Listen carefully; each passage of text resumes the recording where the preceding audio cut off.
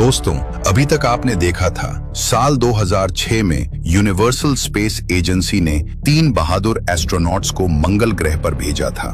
Doctor William, doctor mark और mission expert जेना। वे लोग सफलतापूर्वक मंगल की सतह पर उतरे और उन्होंने वहां रिसर्च शुरू किया। लेकिन अचानक आए एक भयानक धूल के तूफान ने सब कुछ बदल दिया। उस तूफान में डॉक्टर विलियम अपनी टीम से बिछड़ गए। मार्क और जेना डॉक्टर विलियम को खोजने का बहुत प्रयास किए, मगर वो नहीं मिले। उन्हें लगा कि शायद हमने विलियम खो दिया और भारी मन के साथ वापस वे दोनों धरती की ओर लौट गए। लेकिन सच्चाई कुछ और थी। विलियम जिंदा था, धरती से 22 करोड़ किलोमीटर दूर मंगल की वीरान और सन्नाटे से भरी सतह पर। अब उसका संपर्क धरती से पूरी तरह टूट चुका था। लास्ट बार विलियम ने संपर्क करने की कोशिश भी किया था, मगर उस समय मार्क और जेना ने माइक्रोफोन निकाल रखा था, इसलिए उन्हें कुछ भी सुनाई नहीं दिया। और देखते देखते उनका स्पेसक्राफ्ट मंगल ग्रह से बहुत दूर निकल गया और अब विलियम के सामने बस लाल मिट्टी, ठंडी हवाएं और अनंत सन्नाटा के बीच बस एक रिसर्च बेस कैंप था। दोस्तों, ये थी अब तक की पार्ट 1 की कहानी। अगर आपने पहला पार्ट नहीं देखा तो लिंक डिस्क्रिप्शन में मौजूद है, आप देख सकते हैं। अब आइए आगे बढ़ते हैं, देखते हैं कि उस अकेले अंतरिक्ष यात्री की जिंदगी में मंगल ग्रह पे आगे क्या क्या हुआ।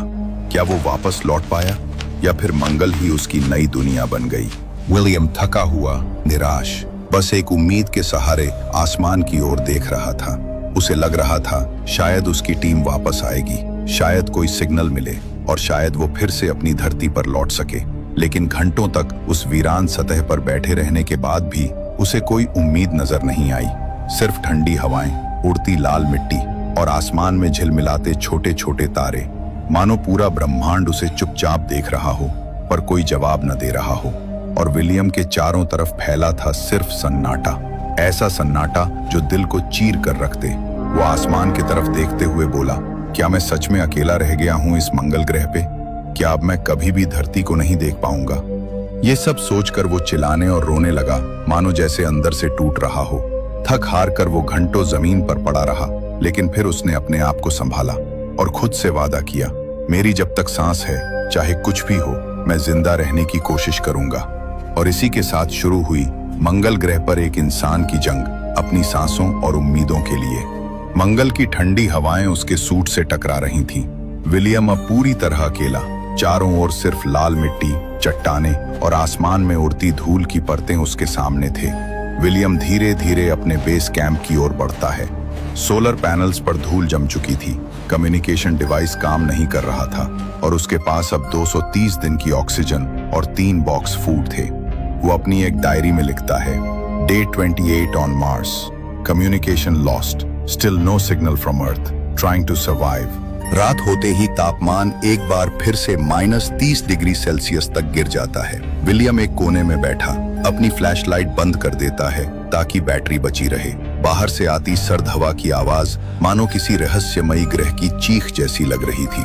सुबह होते ही अपने शेल्टर से बाहर निकलता है। मौसम शांत, कोई तेज हवा नहीं, बस हल्की हल्की धूप। विलियम सोलर पैनल साफ करता है, कुछ और बचे हुए खाने के पैकेट को खोजता है और रेडियो सिग्नल पकड़ाने की कोशिश करता है। कई बार वो आसमान की ओर देखता है, जहां कभी कभी उसे एक छोटा सा नीला बिंदु दिखता है। वही धरती जहां उसका घर है, परिवार है और उसकी जिंदगी है। उसकी आंखों से आंसू आ जाते हैं, पर वो खुद से बोलता है, नहीं, मैं हार नहीं मान सकता। वो अपने सूट पर लगी धूल को झाड़ता है और अपने शेल्टर को ठीक करने में लग जाता है, क्योंकि आखिरी सहारा अब उसका वही था जिसे जेना ने एक उम्मीद के साथ छोड़ा था कि अगर किसी तरह विलियम जिंदा बच जाता है तो ये शेल्टर उसका सहारा बनेगा। विलियम मंगल ग्रह की सतह पर दूर तक निकल जाता है। लाल धूल के बीच टूटे पड़े औजार, गिरे हुए सोलर प्लेट्स और पुराने पैरों के निशान अब भी वहां थे, जिन्हें देखकर उसे लगता था कि जेना और मार्क अभी भी यहीं कहीं होंगे। हर कदम पर वो चारों ओर नजरें घुमाता, कभी किसी चट्टान के पीछे झांकता, कभी ऊंचे टीलों की ओर देखता। वो अपने रेडियो में बार बार बोलता है, जेना, मार्क, क्या तुम सुन सकते हो मुझे? लेकिन जवाब में सिर्फ सन्नाटा, सिर्फ ठंडी हवाओं की आवाज जो उसे यह एहसास दिला रही थी कि वो सच में अकेला है। वो जमीन पर बैठ जाता है, आंखें बंद करता है और गहरी सांस लेता है। उसे महसूस होता है जैसे हवा में अब भी जेना की आवाज गूंज रही हो। उसके बाद विलियम वापस अपने शेल्टर में लौट आता है। उसके कदम थके हुए थे, लेकिन आंखों में अब भी उम्मीद की एक हल्की चमक थी। वो अंदर पहुंचते ही हर एक चीज को ढूंढ ढूंढ कर इकट्ठा करने लगता है। पुराने टूटे हुए उपकरण, वायर के टुकड़े, सोलर पैनल का आधा हिस्सा और एक पुराना कम्युनिकेशन ट्रांसमीटर जो कई दिनों से बेकार पड़ा था। वो जानता था कि अगर उसे जिंदा रहना है तो किसी भी तरह धरती से संपर्क बनाना होगा। धीरे धीरे वो अपने सारे औजार एक जगह रखता है और पुराने डेटा रिकॉर्डर को खोलकर उसके सर्किट चेक करता है। कुछ घंटे तक लगातार काम करने के बाद वो थक कर वहीं बैठ जाता है। देखते देखते विलियम को मंगल पर आए हुए धरती के 42 दिन हो चुके थे। अब वो इन लाल मैदानों का हिस्सा बन चुका था। हर सुबह उठता, अपने सूट की जांच करता और अकेले निकल पड़ता था रिसर्च के लिए। वो घंटों तक चलता, कभी रेत के टीलों के ऊपर, कभी पत्थरों से भरे मैदानों में, जहां हर दिशा में सिर्फ सन्नाटा था। मंगल की कम ग्रेविटी में चलते हुए वो कभी कभी उछल जाता, कूदते हुए दूर तक चला जाता और फिर मुस्कुरा देता। उसे याद आता था वो दिन जब वो, जेना और मार्क पहली बार मंगल पर उतरे थे। तीनों ने ऐसे ही उछल कूद कर एक दूसरे से मस्ती कर रहे थे। हंसी से भरी वो आवाजें अब भी उसके कानों में गूंज रही थीं। वो रुककर आसमान की ओर देखता हुआ बोला, हमारा इंतजार क्यों नहीं किए तुम लोग? और ये बोलते हुए रोने लगता। वो हर रोज अंदर ही अंदर टूट रहा था। मुस्कुराने की कोशिश करता, मगर आंखों के पीछे का खालीपन सब बयां कर देता। शेल्टर की दीवारों पर चिपके हुए मिशन नोट्स अब धुंधले पड़ने लगे थे और टेबल पर रखे हेलमेट में उसका थका हुआ चेहरा झलकता था। हर रात वो अपनी डायरी में सिर्फ इतना लिखता, डे 45 खत्म, पर उम्मीद अब भी जिंदा है। एक दिन विलियम शेल्टर के अंदर बैठा था, थका हुआ, लेकिन दिमाग अब भी एक उम्मीद में था। वो अपने पुराने कम्युनिकेशन सिस्टम को देखते हुए सोचने लगा, जेना और मार्क अभी बहुत दूर नहीं गए होंगे। मंगल से धरती पर पहुंचने में कम से कम 7 से 8 महीने लगते हैं और अभी तो 2 महीने भी नहीं हुए। उसका दिल जोर जोर से धड़कने लगा। अगर मैं किसी तरह सिग्नल ठीक कर लूं या मैं एक छोटा सा संदेश भी भेज पाया तो शायद वो लोग समझ जाएंगे कि मैं जिंदा हूं। ये उम्मीद थी। उसने अपने टूटे हुए ट्रांसमीटर को टेबल पर रखा, स्क्रू खोलकर अंदर के तारों को साफ सफाई किया, पुराने बैटरी मॉड्यूल को गर्म कर सक्रिय करने की कोशिश की और हर झिलमिलाती लाइट उसे ऐसा महसूस करा रही थी जैसे किसी ने फिर से उसके दिल में जान डाल दी हो। वो खुद से बोला, चलो विलियम, एक बार और कोशिश कर लो। बहुत कोशिशों के बाद विलियम ने आखिरकार कम्युनिकेशन सिस्टम ऑन कर ही दिया। स्क्रीन पर छोटी छोटी हरी लाइटें टिमटिमाई और एक हल्की बीप की आवाज गूंज उठी। वो खुशी से उछल पड़ा। उसकी आवाज पूरे शेल्टर और ग्रह पे गूंज रही थी, मानो पूरे ग्रह की चुप्पी टूट गई हो। उसने जल्दी जल्दी टाइप किया, जेना, मार्क, क्या तुम लोग सुन रहे हो? ये मैं हूँ विलियम, मैं जिंदा हूँ। पर कुछ पल बीत गए, सिर्फ सन्नाटा था, न कोई आवाज, न कोई जवाब।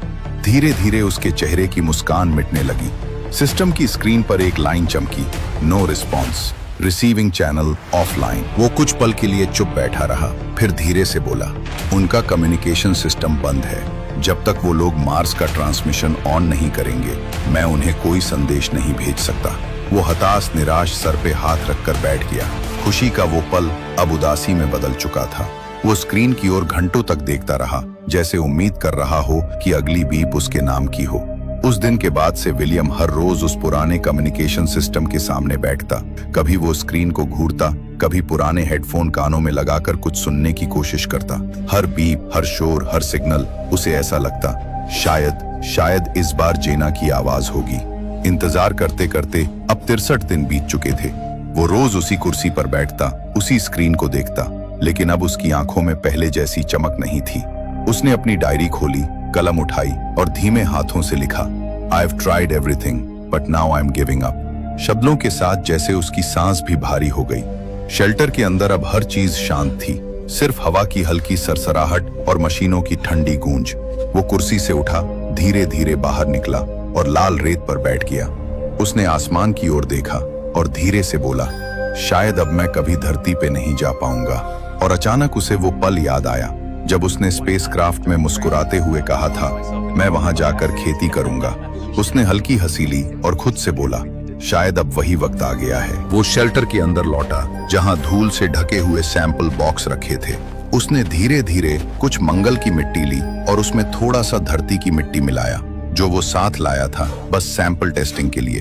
दोनों मिट्टियों को मिलाते वक्त उसके चेहरे पर पहली बार जीवन की झलक दिखाई दी। फिर उसने छोटे से बॉक्स में कुछ चना के बीज डाले, पानी की कुछ बूंदें गिराईं और बेस तैयार कर दिया। मंगल की सतह पर धरती की पहली खेती का प्रयास। हर सुबह वो उन्हें रोशनी में रखता, उन पर जमे धूल को धीरे से फूंक मारता, जैसे किसी बच्चे को जगाने की कोशिश कर रहा हो। वो अब रिसर्चर से ज्यादा एक किसान बन गया था, मंगल का पहला किसान। कुछ अलग था। जब उसने झुकर देखा, मिट्टी की परतों के बीच से एक छोटी हरी कली झांक रही थी। वो कुछ पल के लिए स्तब्ध रह गया। उसने धीरे से उंगली से मिट्टी हटाई और उस नन्हे पौधे को देखा। विलियम की आंखों में आंसू आ गए। वो हंस भी रहा था और रो भी रहा था। वो हंस इसलिए रहा था कि उसने कर दिखाया था, और रो इसलिए रहा था कि ये सुनने देखने के लिए कोई नहीं था। अब देखते देखते 87 दिन हो चुके थे। विलियम अपने शेल्टर में चुपचाप बैठा था। बाहर आंधी चल रही थी और लाल धूल खिड़कियों से टकरा रही थी। उसी बीच अचानक उसकी स्क्रीन हल्की सी चमकी और उस पर लिखा था कम्युनिकेशन कनेक्टेड। वो पल भर के लिए यकीन ही नहीं कर पाया। उसका दिल जोर जोर से धड़कने लगा। उसने कांपते हाथों से माइक उठाया और चिल्लाया, hello Jenna, Mark, can you hear me? It's William, I am alive. कुछ सेकंड तक सन्नाटा रहा। फिर रेडियो में हल्की सी आवाज आई, William, oh my God William, we can hear you. इसके बाद जेना और मार्क ने एक नया रेस्क्यू मिशन शुरू किया। उन्होंने पृथ्वी के बेस स्टेशन से संपर्क किया, हर संभव तरीका आजमाया कि किसी तरह विलियम को बचाया जा सके। मगर उनकी सबसे बड़ी समस्या ये थी, अगर वे मंगल ग्रह पर वापस जाते हैं तो वापस आने के लिए उनके पास ईंधन यानी फ्यूल नहीं बचेगा, और अगर वे धरती की तरफ लौटते हैं तो तब तक विलियम भूख और ऑक्सीजन से मर सकता है। स्पेस स्टेशन के अंदर सन्नाटा छा गया था। तीनों की किस्मत अब समय के हाथ में थी। क्या विलियम बच पाएगा? क्या जेना और मार्क फिर से मंगल पर उतर पाएंगे, या ये मिशन उनका आखिरी होगा? जानने के लिए देखिए पार्ट 3। अगर आप चाहते हैं कि हम इसका अगला पार्ट लेकर आएं, तो कमेंट बॉक्स में जरूर लिखें पार्ट 3, और वीडियो को हाई पॉइंट और लाइक करना ना भूलें। मिलते हैं जल्द।